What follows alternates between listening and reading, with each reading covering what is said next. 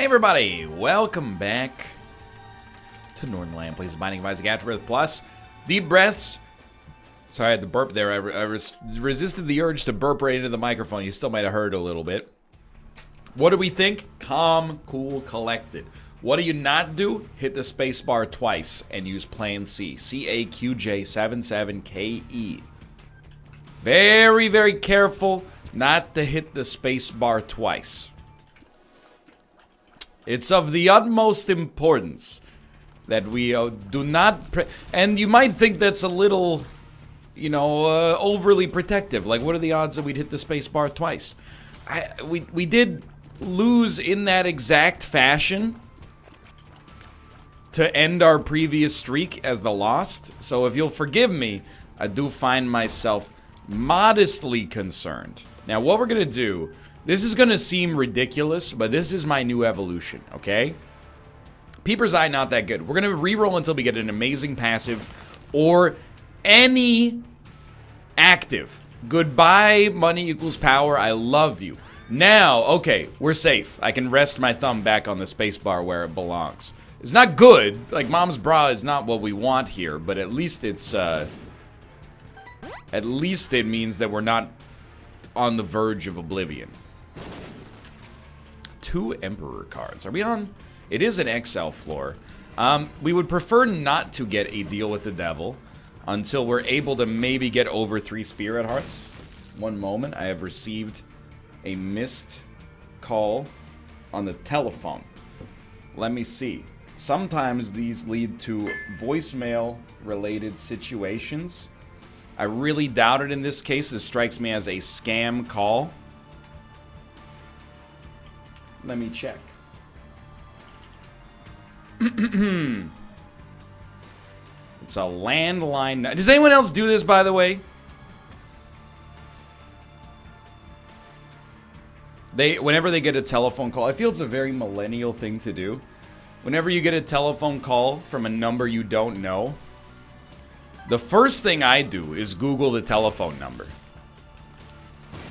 Well, maybe not 90% of the time. At least 50% of the time, though, it's like, I got a call from this number, and they told me I was going to jail.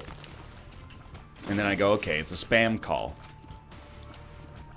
Some of the other times, though, you Google the number to figure out who it is that's calling you, and it's just kind of like a sad story when you look at the replies. They're like, I'm old, and I don't understand what this phone call's about. And then, I listen to my voicemail, and it's just like the cable company calling. That's like, hey, if you want to do a survey, call back at this number. And, I'm like, that's not a big deal. But I genuinely... Because caller ID, it's not really caller ID. It's only caller ID if it's set up to be caller ID, right? So anytime I get a call from an unknown number, I always assume, not necessarily that it's nefarious, but I go in with a little bit of skepticism. Anyway, let's refocus. Deep breaths. How are we doing on this run? Actually pretty well now. Our damage stat is extremely good. Rate of fire, fine. High Priestess. You know what? Let's fight our first boss. See if we get HP. Speed is a little on the light side, but hey, we actually have a spacebar item that, to some extent, kind of counters that. That is HP, and we got rate of fire out of it as well, so we're eager to move on to our deal with the devil. And this could be a pretty classic sort of run. 1 HP and a little bit of protection coming into your deal with the devil. What does that mean for us? It means that we could pretty easily end up getting the deal with the devil that could get us well on the path to a traditional style victory, high damage in particular. Pageant Boy. Well, I'll tell you what. Certainly we want to start here. I don't think we care enough about Guppy's head to risk oblivion. So if there's one thing that I wouldn't say salty about, but if there's one thing that's unfortunate about this run right now, it would have been a really, really nice run on which to take money equals power. You know what? With this much money, I am willing to take a stab at this. We'll go to the curse room to pop it. But we could have gone money equals power, but I really wanted to make sure that we were getting, getting it out of our system. The plan C, that is. Okay. Again, we could take it. You know what? We'll just pop this in here. We got Incubus for free. That means we don't have to take Guppy's head. Why? The only reason we would take Guppy's head is to become Guppy. We're not actually going to use that item over the nail, obviously, so. We do still have one more item room to go, but we are leaving the first floor. Great rate of fire, good damage, amazing spacebar item. And I gotta say, one dynamite haircut. We're looking like Daria's best friend from the mid to late 90s television program of the same eponymous name on MTV, aka Music Television. That's a joke, by the way. A lot of spacebar items available here. If I could go back in time, here's how I would do this run. I would go to the other item room first, take Flush. Use Flush as protection from Plan C while we got money equals power from our item room. And then everything else I would pretty much keep about exactly the same. But, you know, for the most part, I can't complain at all about the way that this run's going so far. It's a dream come true.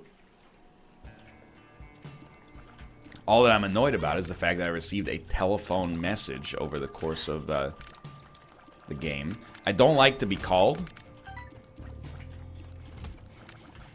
Everybody, I've said it 20 times in the past. You've heard me say it before.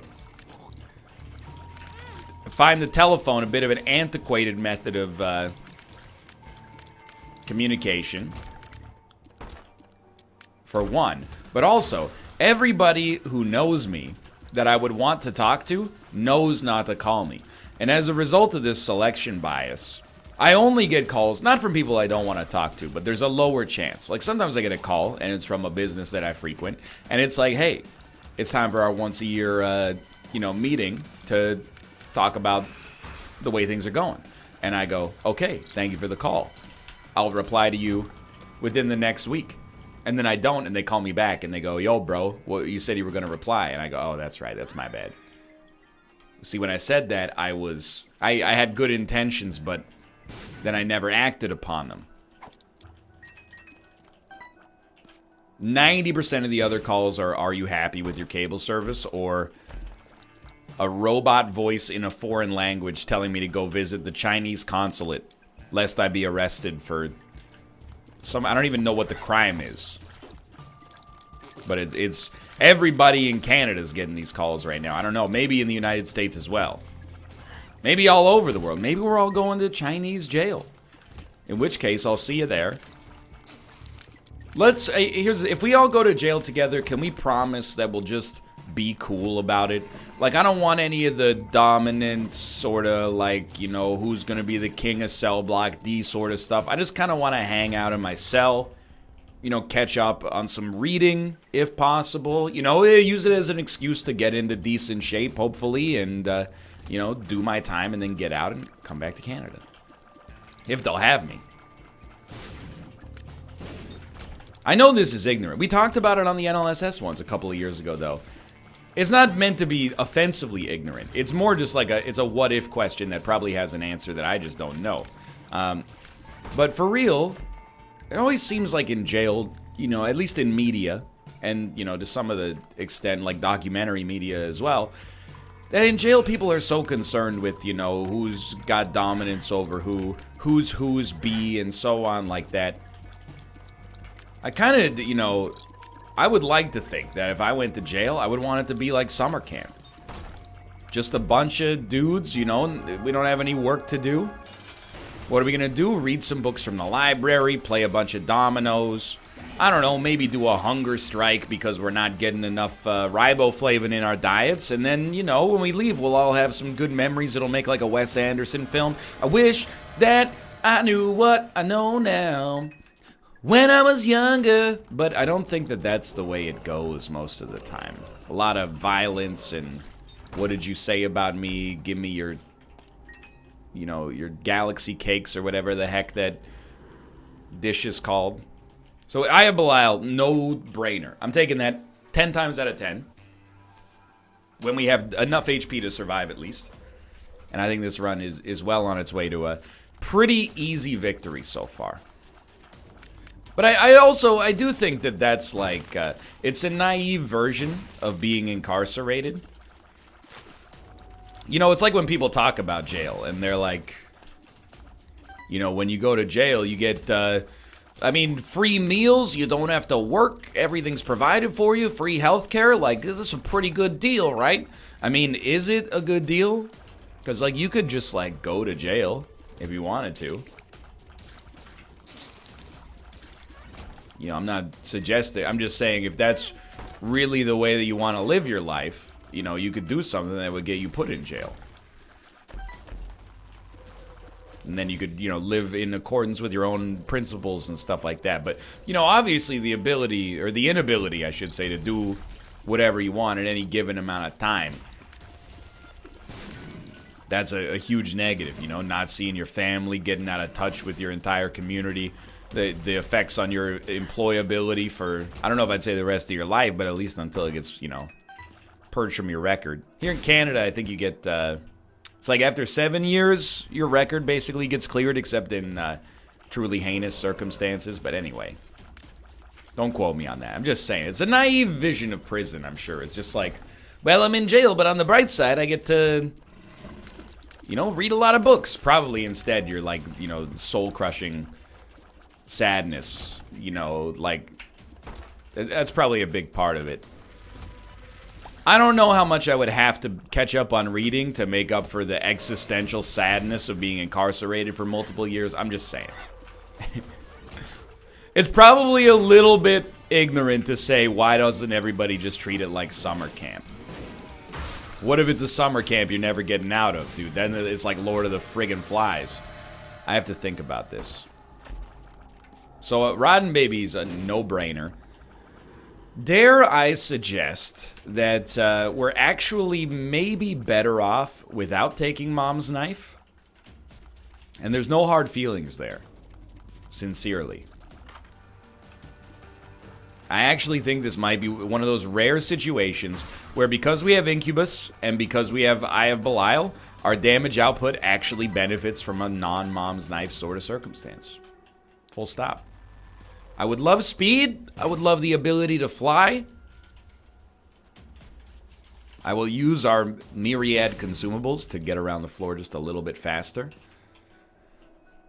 While also taking a very low percentage chance of getting like a magic mush or something like that. Rotten Baby also very helpful, of course.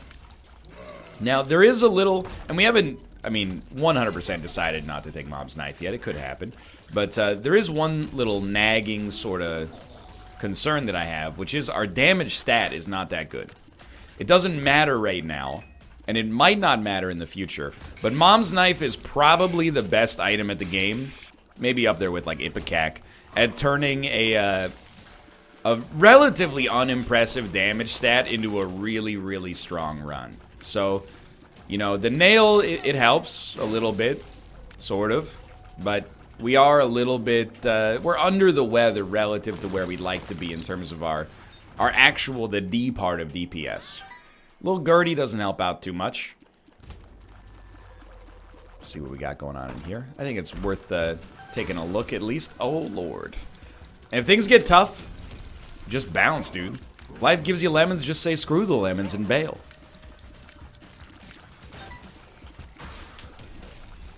We can always use the Hermit card to get out. I'd much rather save it for the next floor. And you can see, you know, damage, not necessarily super encouraging, but we do have to remember this is probably like maybe the tankiest boss we could be fighting right now. Still didn't take forever to get through him, so I'm not feeling overly concerned, I guess. So this should be a double key room. Maybe a library? Maybe a room with 3 switches that you should never press unless you're as dumb as I am. Yep. Why do I even do it? Like, I don't know. They used to be fine. You know, you'd step on the switches and then they'd be like, I'm an enemy. And you'd be like, okay, I'm leaving. Now the door closes. Working as intended? I don't know. Wrong guy to ask, honestly. So it looks like, you know, damage-wise, we're not in an amazing spot right now. Or, like, HP-wise, I should say. But keep in mind, this is all self-inflicted, you know? Most of the HP we've lost, we have lost in an effort to get stronger, and it's worked. That's helpful as well. Maybe at this point, probably start to take a little bit of a foot off the gas pedal when it comes to deals with the devil. Now, that decision, by the way, to pass up on a mom's knife is unbelievable. And you can use that as however you want to spin that, you can spin that. Is that me? Is that Captain America putting down his shield? I don't know. Is that, dude, humbling bundle for sure. Chaos, after we see if we get a deal with the devil. Maybe. Is that me finally embracing the fact that every run is its own different beast and can't be, necessarily, you can't apply the exact same heuristics to every single one? Like, if Mom's Knife shows up, then take Mom's Knife, you know?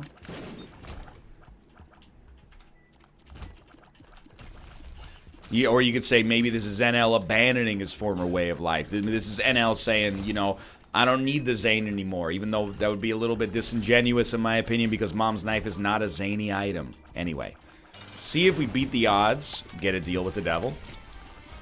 If so, you know, we got a red heart. But it's gonna have to be pretty decent. Because you can kill yourself with 1,000 paper cuts by just taking one heart deals with the devil over and over. Because, oh, it's only one heart. Alright. Speed upgrade, very useful. And totally fine by me. I will say, first off, tossing away a lot of HP I shouldn't be tossing away. And secondarily, wouldn't mind fighting Krampus. Sounds good to me. But now that we have, like, an acceptable amount of speed, this run should pop.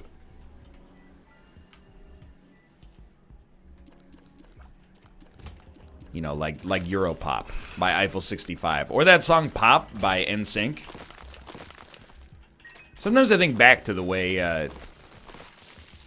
you know, the way you feel about music when you're like 10 years old is different than the way I feel about music now.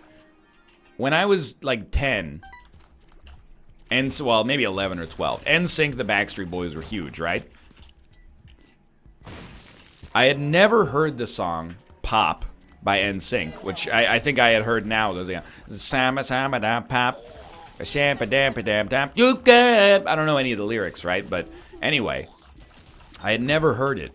But all of my friends at one of my friends' birthday parties were talking about the two hottest songs of the year. NSYNC's Pop and Pearl Jam's just absolutely horrendous cover of Last Kiss. You know. Oh, where can my baby be? Look, I like Pearl Jam. I like Pearl Jam a lot. That song is an affront to good taste, in my opinion. You're entitled to feel differently. Ain't nothing wrong with that. Thanks for the cash. We'll be leaving now. As a result of me having never heard Pop by NSYNC, but it being talked about amongst my friends, it took on like mythological proportions for me. For years, I talked about it as if it was the white whale, you know? As if it was this incredible B-side buried in a crate somewhere in, you know, like Soho.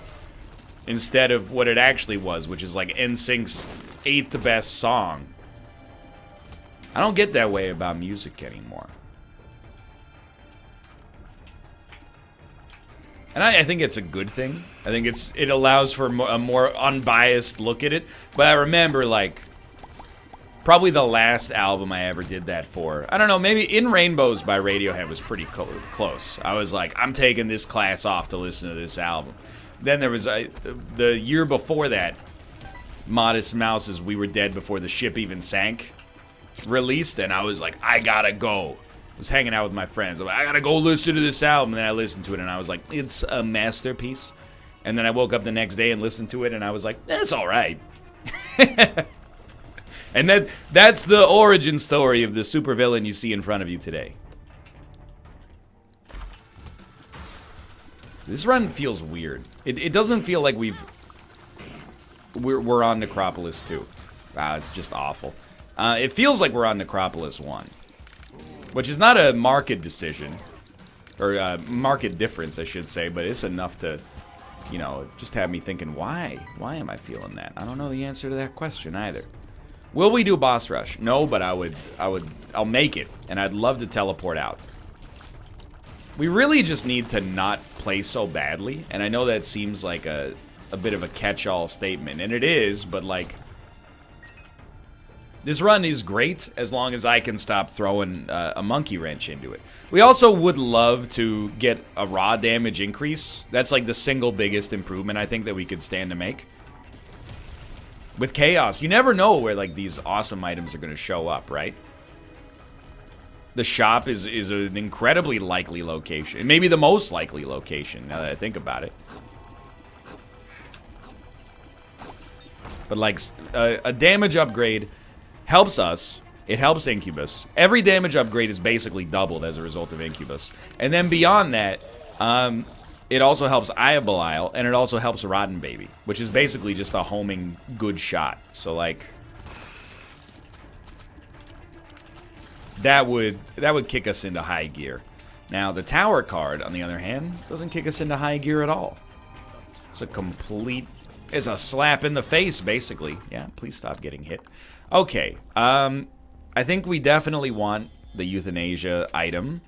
I think that why not, with all of our bombs, why not make them mega in addition to poisonous? And also quick, whatever the heck that actually does for us. Probably not very much. Either way, it's okay. A speed upgrade. Not really the kind of Zane you're expecting out of Chaos. We don't want fire bombs, so our deal with the devil is actually, I think it's useless. We do want those. Yeah, just walk on the spikes. Who cares?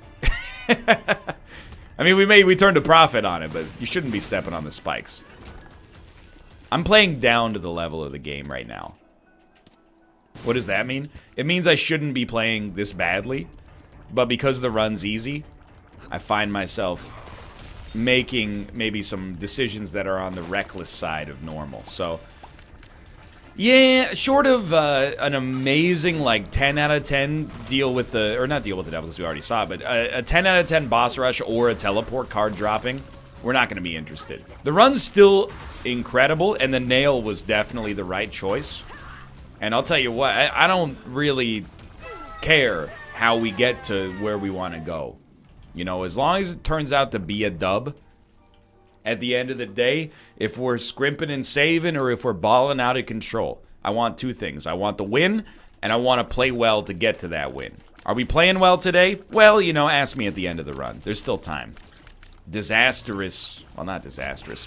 A bit of a scary first couple of periods here, but, you know, there's still time in the third, and we're going in with a lead that maybe we don't deserve, and, you know, forgive the hockey metaphors for the time being.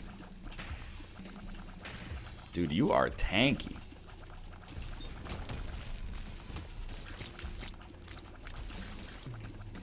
Okay, Euthanasia, actually really, really good when it works. Now, I don't even know. I know every once in a while you shoot a syringe. If the syringe kills an enemy, they explode with like a Tammy's head. But I don't know how we can finesse that to show up more often. It doesn't really matter.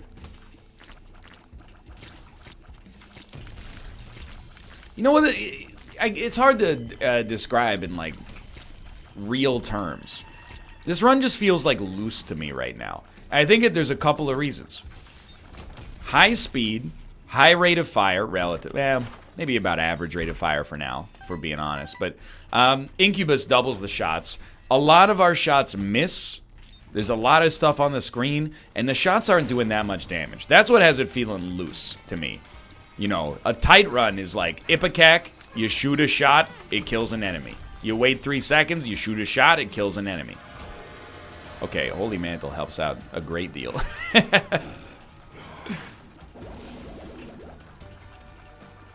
Without Holy Mantle, we could have been hit like 3 times on that one attack alone.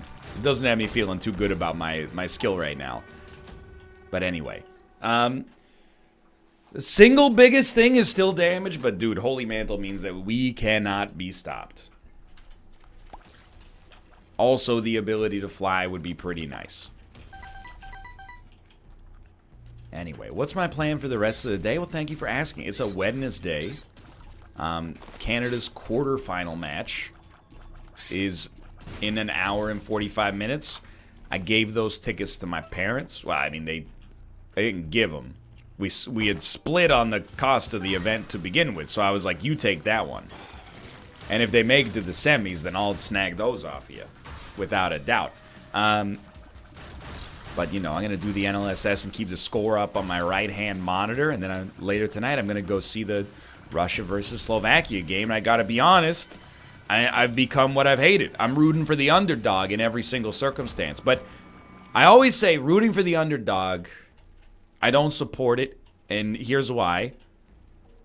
Basically, you're rooting for the worst team to win. And that's not the way the conversation happens in North American sports. You know, normally, if they wanted it more today, on any given Sunday, blah, blah. Here's the thing. If you played 1,000 games and one team had an order of magnitude or a standard deviation better of a record, that team's better. I know they only played 16 games or, you know, 100,000 if they're in baseball, but you get the idea. Usually, I think the better team gets a better record. So rooting for the underdog, I see it as, you know, that it's an appeal to the basest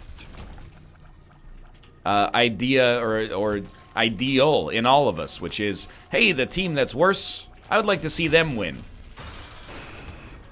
Instead of the team that, I don't know, maybe worked harder, was managed better, has more talent, gelled better as a team. You get the idea. Now, I don't think I'm offending people, but people are probably like, you're misrepresenting the argument. That seems fair. That's kind of like what I do, I guess. But here, I'm rooting for the underdog because it means that if Canada were to win, they had an easier road in the future. I'm not one of those guys who is like, you know, I was the same in Champions of Fire, and look how that worked out. But I'm not one of those guys who's like, I hope that the best player wins so that, you know, if I'm going to win, I have to beat the best. Nah, I'm like, dude, I hope that the best player chokes like crazy, ends up having a meltdown, and then I get an easy path to the finals. You know, there's all this metagame stuff in the tournament. In the end, you know, you got to beat one of the other good teams or another good player in order to win. But you know, I think my problem, and not everybody's going to agree with this again. My problem is that I understand to some extent statistics, right? I know that sounds like self-inflating, but it's true. You know, I think back to like 2006, 2007. There's the New England Patriots. They had a perfect season. They go into the Super Bowl. They're playing the New York Giants. They lose. Everyone was like, this is outrageous. How could this happen? Well, even if something is a 2% chance, you know, it can happen. Just ask Nate Silver. 2% doesn't mean 100%. It's like XCOM, you know? So that's, even the better team can absolutely lose on any given day. And I don't support that. That's why I like British Premier League, you know? Or at least I like the way they do their scoring. So when they finish 38 games, who wins? Do they get seeded for the playoffs, and the best team plays the team that had the worst record out of the top 8? No. You're top of the table, you win the league. Then there's Champions League and, you know, stuff like that going on, Europa League simultaneously. You could argue it's not that exciting, but I mean, what it does mean is that you get a combination of like every game mattering, plus the team that was consistently the best gets rewarded at the end of the year.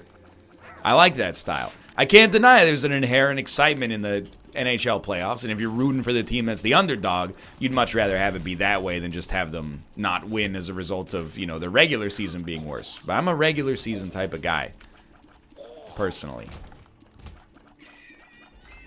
That's my 2 cents. And that's why I root for the underdog in this situation, because I'm like, hey, if you could take our 35% chance of a loss and turn it into a 20 by upsetting a team you shouldn't be beating, sounds good to me, dude. But this is what I'm saying here. I can say it in good company here because I have a worldwide audience. But if I were to say this in North American circles, I would be like blacklisted forever.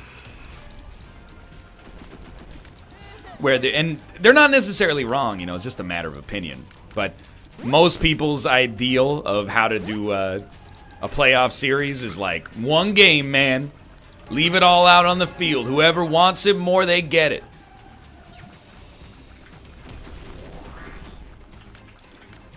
Or a best of 7, which admittedly does take some of the variance out of it, but you know, on one day anything can happen. Over the course of 7 days, anything can happen, but like less likely to. That's always a good sign for an Isaac run, when we can banter about something with ourselves instead of you know, focusing on what's going on. We are still a little anemic from a damage standpoint, but it's going to be a-okay. Helpful. There we go. The mark was helpful here. Is there a lesson to be learned from this run? I don't know, man. I'll give you one lesson. I don't want you to leave this run thinking I don't respect Lump of Coal. I love, or not Lump of Coal, Money Equals Power. That's where I'm going with this.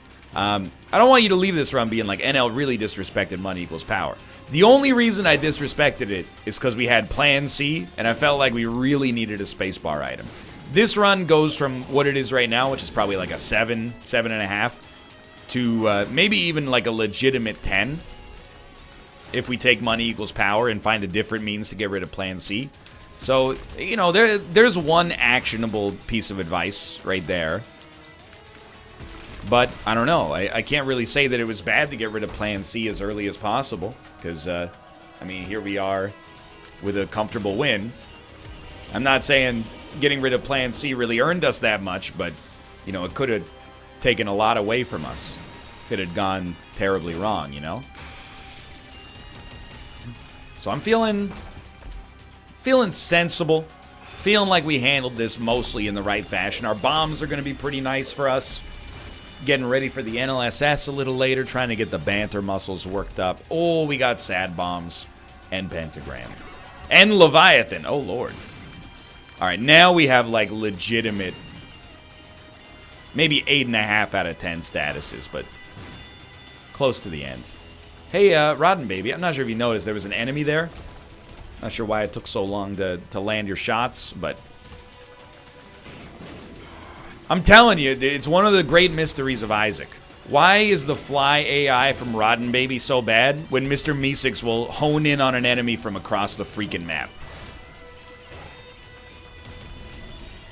I'd like... Oh, he's alive! Well, this is maybe overkill. But funny nonetheless.